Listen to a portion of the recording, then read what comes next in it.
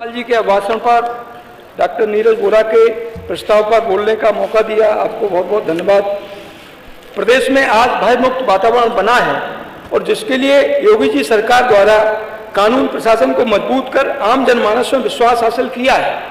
पहले की सरकारों में गुंडा माफिया, भूमाफिया, तमाम तरह के लोगों को संरक्षण मिलता था, जिसके उदाहरण के तौर पर हम कह सकते हैं किसी लड़कों के द्वारा अगर किसी लड़की के साथ छेड़छाड़ हो जाए तो पहले की सरकारों के मुखिया बोलते थे कि ये लड़कों को माफ कर दिया जाए, लेकिन आज की योगी जी सरकार मानती है कि ऐसे लोग कि जो लड़कियों के साथ छेड़छाड़ करते हैं अगले चौराहे पर यमराज खड़े।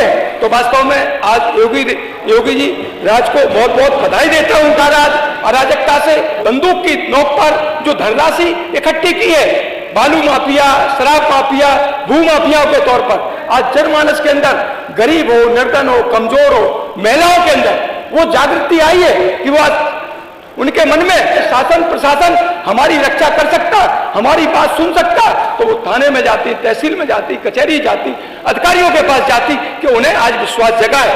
आज हम कह सकते हैं कि वास्तव में 500 वर्ष से चली आ रही राम जन्मभूमि की लड़ाई का अंत होकर योगी सरकार और मोदी सरकार 22 जनवरी 2024 को अयोध्या में रामलला की प्राण प्रतिष्ठा संपन्न होकर प्रत्येक भारतीय गौरवान्वित महसूस कर रहा है। वहीं मेरी विधानसभा में भक्त प्रहलाद एरस नगरी में जो हर साल मेला उत्सव का आयोजन पर्यटन विभाग द्वारा कराया जाता है, उसमें न केवल भक्त प्रहलाद की जो एरस नगरी हजारों वर्ष पुरानी है, बल्कि यहाँ के लोकल कलाकारों को भी महत्व दिया जाता है। योगी सरकार के द्वारा लगातार किसानों की पैदावार को बढ़ाने के लिए और पैदावार न केवल बढ़ाकर बल्कि उनकी आमदनी दूनी करने के लिए तमाम ऐसे उपाय किए जा रहे हैं कि नहरों का पानी टेल तक पहुंचे, उन्हें कैसे बिजली लगातार मिले, उनके लिए किसानों के लिए अलग से फीडर बना दिए गए।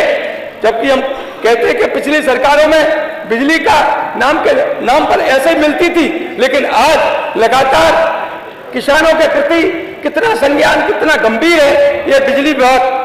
बुंदेलखंड में हम कह सकते हैं कि वास्तव में लगातार निजी ट्यूबवेलों के लिए इतना बढ़ावा दे रही है कि आज किसानों के लिए जो टेल तक पानी जहां पहुंच रहा है, इसके बाद नहीं तो ट्यूबवेलों के लिए जो सरकारी ट्यूबवेल उनके लिए भी अलग से प्रोग्राम बनाया गया। किसानों के सिंचाई के संसाधन पूरी तरह पर्याप्त रूप में किए जा रहे हैं। फसल के नुकसान का ओला से, अतिवृष्टि से या और भी किसी कारण से दैवीय आपदा के कारण नुकसान होता है, उसकी भरपाई के लिए परीक्षण कराकर तत्काल मुआवजा दिया जाता है। वहीं हम कह सकते हैं कि प्रधानमंत्री फसल बीमा में क्षतिपूर्ति के लिए लगातार पहले प्रीमियम कितना लिया जाता था, आज केवल रबी फसल में 1.5% और खरीफ फसल में 2% लिया जाता।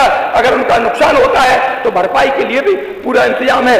तो लगातार सरकार किसानों के लिए लगातार उनकी उपज का मूल्य सही कैसे मिले, हम कह सकते हैं कि वास्तव में जब से योगी सरकार आई है, चना, मसूर, राई का पहले क्रय नहीं रखते थे पहले की सरकारों में, लेकिन ये योगी सरकार पहली है।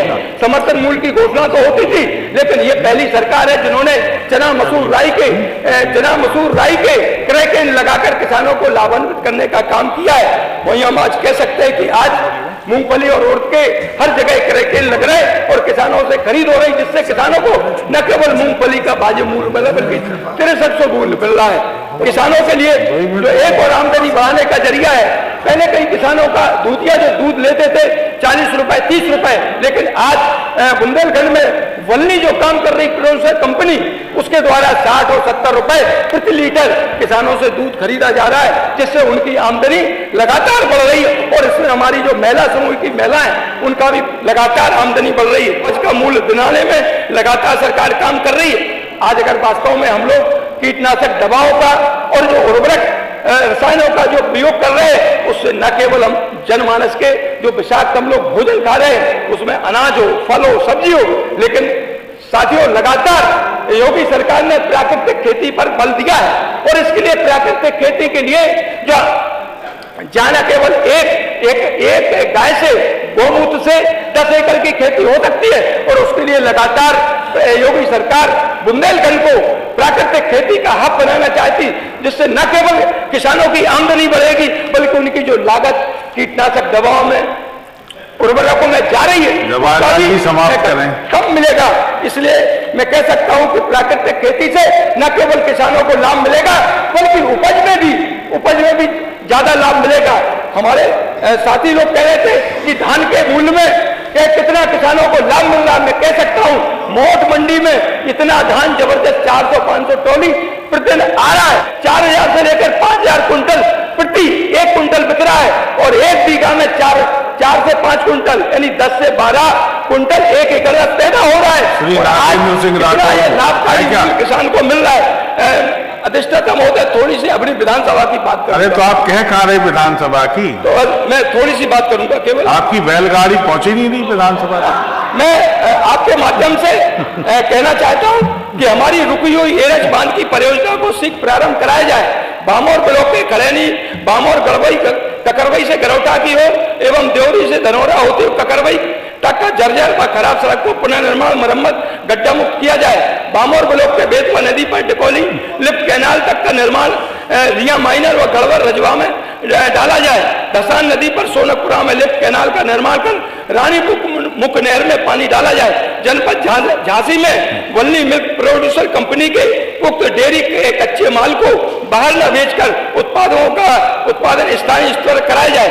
जनपद झांसी के महानगर में मौजा लालपुरा, पिछोर, झांसी का आदि क्षेत्रों में ध्वस्तीकरण को रोका जाए। झांसी प्राधिकरण द्वारा प्रस्तावित अप्रैल 2022 2031 का ड्राफ्ट अनुमोदन किया जाए। मोट के केसीपी इंटर कॉलेज की अराजी संख्या 390 का 418 खा मौजा बमरौली, अराजी संख्या 1040 मौजा मोट में लगभग 30 बीघा कब्जा मुक्त किया जाए।